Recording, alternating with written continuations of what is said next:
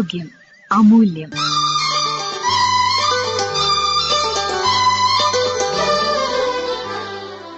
Uterine fibroid അഥവാ ഗർഭാശയമുഴകൾ. ഇതേക്കുറിച്ച് Kozhikode Kakkur Ayush primary health സെന്ററിലെ മെഡിക്കൽ ഓഫീസർ ഡോക്ടർ ദിവ്യ നാരായണൻ സംസാരിക്കുന്നു. ഗർഭാശയത്തിലെ നേർത്ത പേശികളിൽ നിന്നും വളരുന്ന മുഴകളെയാണ് ഫൈബ്രോയിഡ് എന്നു പറയുന്നത്. ക്യാൻസർ ആവാൻ 1% താഴെ മാത്രം സാധ്യതയുള്ള ബിനൈൻ ട്യൂമറുകളാണ് ഇവ. 30-50 ഇടയിൽ പ്രായമുള്ള സ്ത്രീകളിലാണ് ഇത് സാധാരണയായി കണ്ടുവരുന്നത്.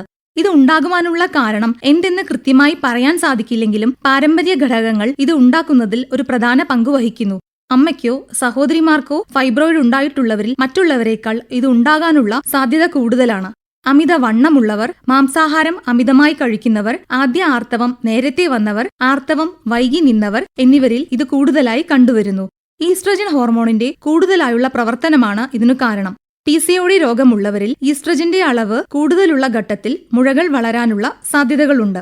ഫൈബ്രോയിഡുകൾ 4 തരത്തിലാണ് പ്രധാനമായും ഉള്ളത്. ഒന്നാമത്തേത് ഗർഭപാത്രത്തിനുള്ളിൽ യൂട്രൈൻ ക്യാവിറ്റിയിലേക്ക് തള്ളി നിൽക്കുന്ന സബ്മ്യൂക്കസ് ഫൈബ്രോയിഡുകൾ. രണ്ടാമത്തേത് യൂട്രൈൻ മസിലിൽ തന്നെ വളരുന്ന ഇൻട്രാമ്യൂറൽ ഫൈബ്രോയിഡുകൾ. മൂന്നാമത്തേത് ഗർഭപാത്രത്തിന്റെ പുറത്തേക്ക് വളരുന്ന സബ്സീറോസൽ ഫൈബ്രോയിഡുകൾ. നാലാമത്തേത് ഗർഭാശയ മുഖത്ത് വളരുന്ന സെർവൈക്കൽ ഫൈബ്രോയിഡുകൾ. 20 മുതൽ 50% വരെ സ്ത്രീകളിൽ ഇത് ഉണ്ടാകുമെങ്കിലും ചിലരിൽ യാതൊരുവിധ ലക്ഷണങ്ങളും ഇല്ലാതെയിരിക്കാം. ചിലരിൽ വേറെ ആവശ്യങ്ങൾക്കായി സ്കാൻ ചെയ്യുമ്പോൾ മാത്രം ഇത് കണ്ടുപിടിക്കപ്പെടാം. ഇതിന്റെ ലക്ഷണങ്ങൾ: ആർത്തവ സമയത്തുണ്ടാകുന്ന അമിതമായ രക്തസ്രാവം, രക്തം കട്ടകട്ടയായോ കൂടുതൽ ദിവസങ്ങളോ പോവുക, ആർത്തവ സമയത്തുണ്ടാകുന്ന വയറുവേദന, ഫൈബ്രോയിഡുകളുടെ വളർച്ച കൂടുതലായാൽ മൂത്രസഞ്ചിയിലേക്കോ വൻകുടലിലേക്കോ തള്ളി ഉണ്ടാകാവുന്ന പ്രഷർ സിംറ്റംസ്. ഇതുകാരണം ഇടയ്ക്കിടെ മൂത്രമൊഴിക്കണമെന്ന തോന്നൽ, മൂത്രതടസ്സം, മലബന്ധം, കാലിൽ നീർക്കെട്ട്. ഫൈബ്രോയിഡ് ഉള്ളവരിൽ വന്ധ്യതയ്ക്ക് സാധ്യത കൂടുതലാണ്. ഗർഭകാലത്തെ ഫൈബ്രോയിഡുകൾ ചെറുതാണെങ്കിൽ കുഴപ്പമില്ലെങ്കിലും വലിയ മുഴകൾ മറുപിള്ള താഴെ വരുന്നത് കാരണം രക്തസ്രാവത്തിനും കുഞ്ഞിന്റെ തൂക്കക്കുറവിനോ വളർച്ചക്കുറവിനോ പൂർണ്ണ വളർച്ച എത്തുന്നതിനു മുമ്പുള്ള പ്രസവത്തിനോ കാരണമാകാറുണ്ട്. ആർത്തവത്തിന് ശേഷം കാണുന്ന മുഴകൾ ക്യാൻസർ അല്ലെന്ന് ഉറപ്പുവരുത്തേണ്ടതാണ്. ഫൈബ്രോയിഡുകൾ ഉണ്ടാക്കുന്ന കോംപ്ലിക്കേഷൻസ് രക്തം അമിതമായി പോയി ഉണ്ടാകാവുന്ന വിളർച്ച, കാർഡിയാക് ഫെയിലിയർ എന്നിവയാണ്. ഫൈബ്രോയിഡിന് ഉണ്ടാകുന്ന റെഡ് ഡീജനറേഷൻ ഗർഭകാലത്ത് ഉണ്ടാകുന്ന വയറുവേദനയ്ക്ക് കാരണമാകുന്നു. അൾട്രാസൗണ്ട് സ്കാനിംഗ് വഴിയാണ് ഫൈബ്രോയിഡുകൾ കണ്ടുപിടിക്കപ്പെടുന്നത്. കൂടുതൽ മുഴകളോ പ്രഷർ സിംറ്റംസോ ഉണ്ടാകുന്നുണ്ടെങ്കിൽ MRI സ്കാൻ ചെയ്യേണ്ടതാണ്. ഹിസ്റ്റോപെത്തോളജിക്കൽ എക്സാമിനേഷൻ അഥവാ ബയോപ്സി സർജറി ചെയ്ത് മുഴകൾ എടുത്ത ശേഷമാണ് ചെയ്യാറ്.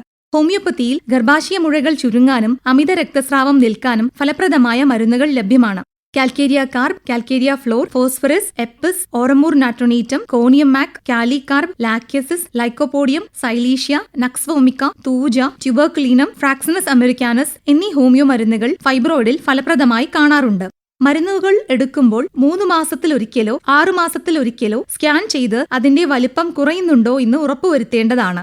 വളരെ വലിപ്പമേറിയ മുഴകൾ സർജറി ചെയ്ത് നീക്കം ചെയ്യുകയാണ് നല്ലത്. സർജറി രോഗിയുടെ പ്രായം, ഗർഭാശയ മുഴകളുടെ സ്ഥാനം, രോഗലക്ഷണങ്ങൾ എന്നിവ നോക്കിയാണ് ചെയ്യാറ്. സെർവൈക്കൽ ഫൈബ്രോയിഡുകൾ അഥവാ ഗർഭാശയ മുഖത്ത് ഉണ്ടാകുന്ന ഫൈബ്രോയിഡുകൾ സർജറി ചെയ്ത് നീക്കം ചെയ്യാൻ പ്രയാസമാണ്. പ്രഗ്നൻസി പ്ലാൻ ചെയ്യുന്ന ചെറുപ്പക്കാരായ സ്ത്രീകളിൽ ഗർഭാശയ മുഴ മാത്രം നീക്കം ചെയ്യുന്ന മയോമെക്ടമി സർജറി ചെയ്യാറുണ്ട്. പിന്നീട് ഫൈബ്രോയിഡുകൾ വീണ്ടും വളരാൻ സാധ്യത ഉണ്ട് എന്നതാണ് ഇതിന്റെ പോരായ്മ. ഫൈബ്രോയിഡിലേക്കുള്ള രക്തയോട്ടം നിർത്താനുള്ള യൂട്രൈൻ ആർട്ടറി എംബോളൈസേഷൻ പോലുള്ള നൂതനമായ ചികിത്സാ രീതികളും ഇന്ന് ലഭ്യമാണ്.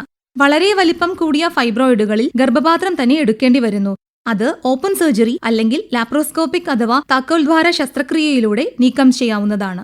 യൂട്രീൻ ഫൈബ്രോയിഡ് അഥവാ ഗർഭാശയമുഴകൾ. ഇതേക്കുറിച്ച് കോഴിക്കോട് കാക്കൂർ ആയുഷ് പ്രൈമറി ഹെൽത്ത് സെന്ററിലെ മെഡിക്കൽ ഓഫീസർ ഡോക്ടർ ദിവ്യ നാരായണൻ സംസാരിക്കുകയായിരുന്നു ഇതുവരെ.